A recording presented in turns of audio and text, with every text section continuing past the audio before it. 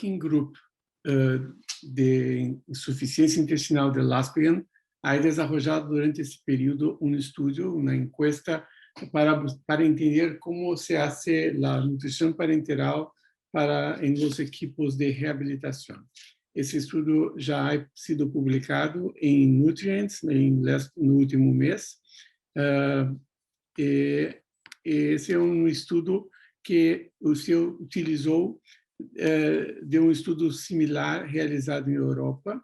Os autores do estudo europeu permitiram a Laspigan utilizar seu protocolo, que tinha 68 perguntas e que nós fizemos uma tradução para português e espanhol e adaptamos as perguntas a nossa região.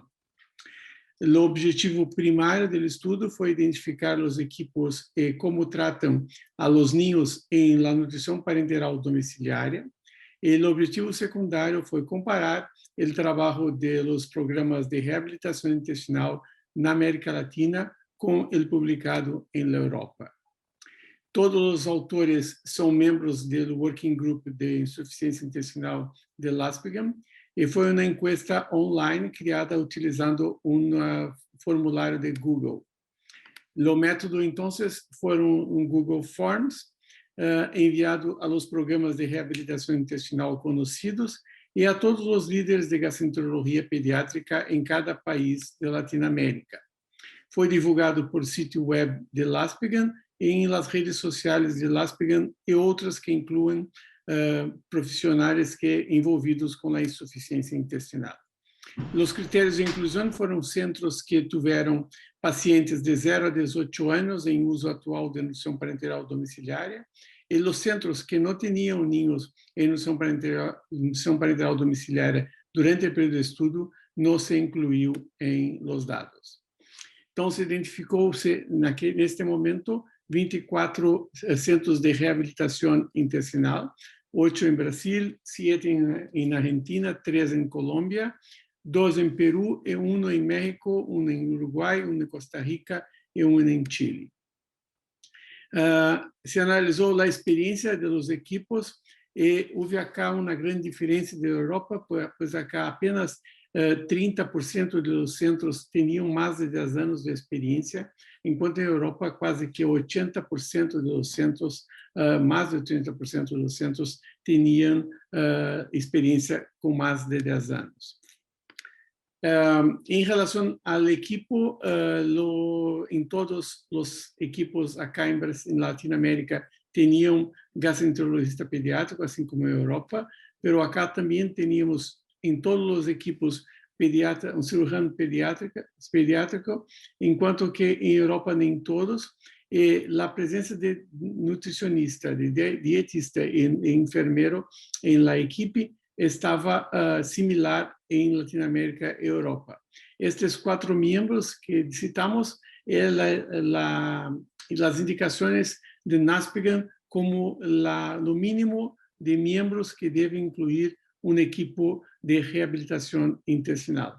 E muitos outros membros fazem parte, e muito importante também, mas vou ficar em los 4 membros que são a exigência de la Laspigan. Encontramos que em metade dos centros que fazem reabilitação intestinal em niños são hospitais pediátricos, mas a outra metade são hospitais generais. E mais ou menos também a metade, um pouco mais que a metade, em hospitais universitários e demais em hospitais públicos. Quanto a los pacientes que encontramos 316 niños em nutrição parenteral domiciliária por insuficiência intestinal. E em 5 centros tinha a maioria dos niños, mais de 30 pacientes por centro. Pero em la maioria dos centros tinha menos de 5 pacientes por centro. A idade dos pacientes mais frequente era a idade de 1 a 5 anos, que foi similar também em Europa, onde a maioria eram niños desta idade. 80% dos pacientes tinham síndrome do intestino corto, e isso é a principal indicação da nutrição parenteral domiciliária. En la mayoría de los centros, los catéteres utilizaron catéteres do tipo Broviac ou Hickman.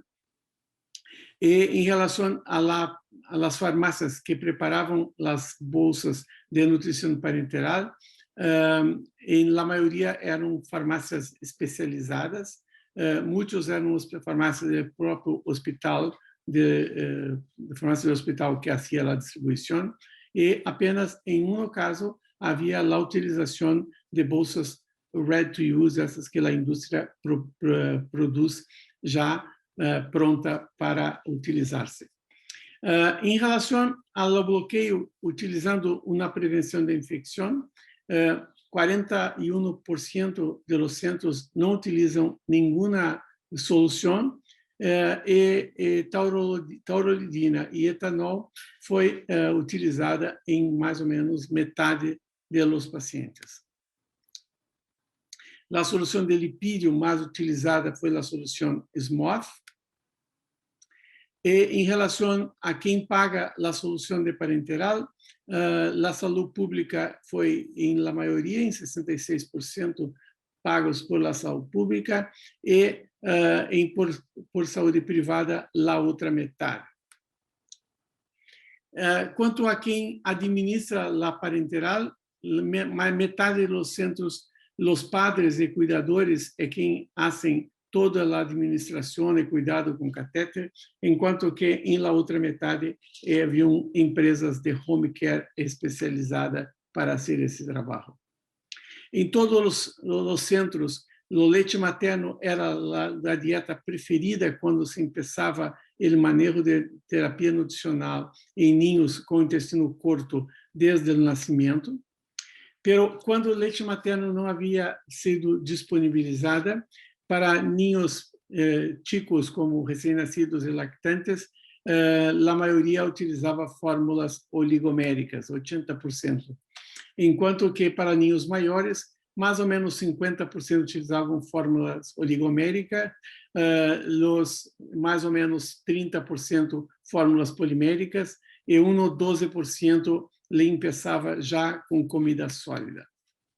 Como se administra a alimentação enteral com mais frequência, vimos que a maioria dos centros utilizam dieta por sonda, e em la metade seriam ninhos que recebiam combinação de dieta intermitente e contínua por sonda, e 37% recebiam solo dieta por via oral.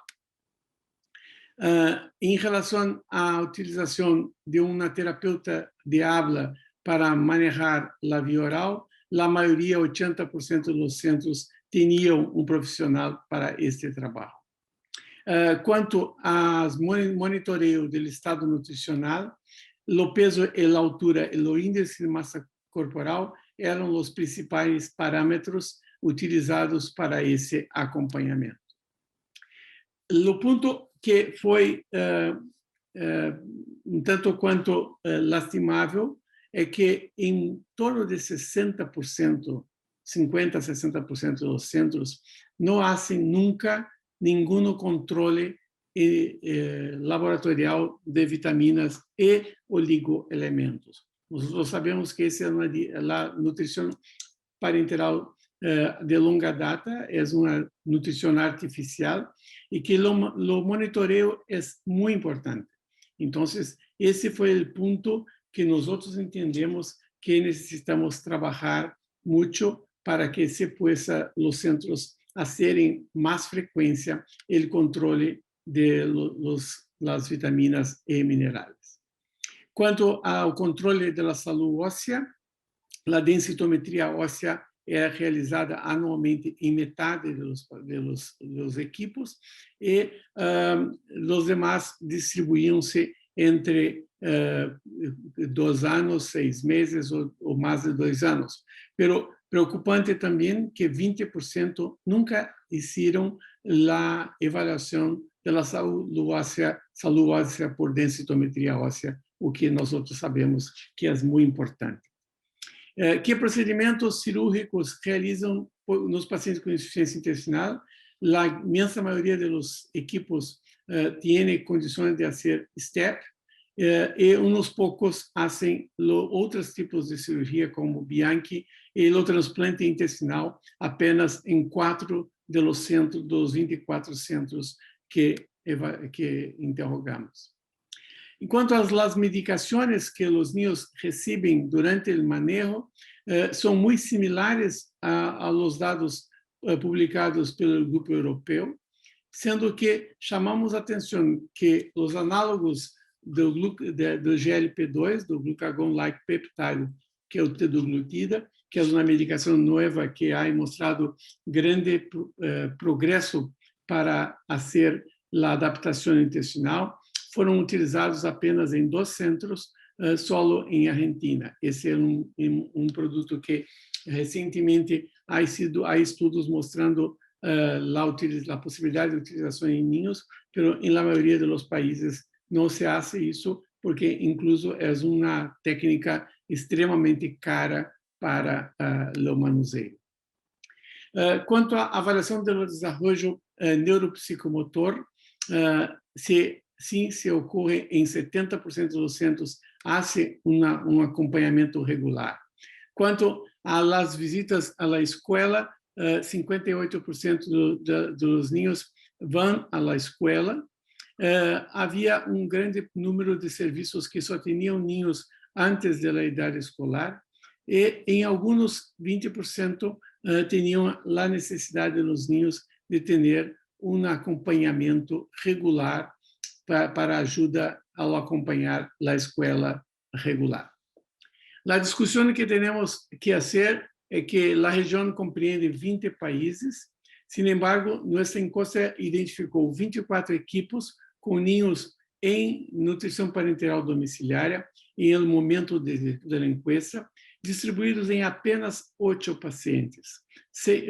países, 6 na América do Sul, 1 na América Central e 1 na América do Norte. Dentro desses 24 equipos, observamos que 22 estavam compostos por el personal mínimo recomendado por NASPGHAN, que incluía al menos gastroenterólogo, cirujano, dietista e uma enfermeira. Isso é muito bueno. Nosso número médio de niños por equipo era em torno de 5, que foi muito inferior ao grupo europeu, que tinha uma mediana de 15 niños por equipo. Encontramos incapacidade de monitorar vitaminas e micronutrientes, que são deliberadamente importantes para o contexto da insuficiência intestinal. As conclusões que chegamos é que nosso estudo é o primeiro a evaluar em detalhes a atenção dos programas de reabilitação intestinal pediátrica que atendem niños em América Latina. Descobrimos que a atenção blindada sigue os estándares internacionais em muitos aspectos, sin embargo, muitos países desta região não têm esses programas estabelecidos. Además, parece que a área da nossa prática está por detrás da atenção oferecida em Europa e América do Norte, é em el monitoreio regular da saúde óssea e o estado dos micronutrientes. Parece haver uma grande diversidade na organização desses programas, similar ao também descrito em Europa. Muitas graças por sua atenção.